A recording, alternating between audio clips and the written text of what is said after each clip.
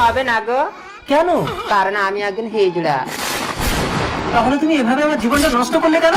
আমি তোমাদের সমাজে থাকতে চাই, আর আমার সাথীরা জানতে পারলে আমাকে নিয়ে চলে যাবে, আর বাড়ি বাড়িকে ছেড়ে না যেতে হবে। বাড়ি থেকে আছে বেরিয়ে আয়, আমরা খবর পেয়েছি আমাদের সাথী আশাকে বাড়ির মধ্যে বিয়ে করে এনেছে, ভালো ভালো আমাদের হাতে তুলে দেবো। হ্যাঁ, তোমার পায়ে পড়ে তুমি আমাকে ওদের হাতে তুলে দিয়ে না গো।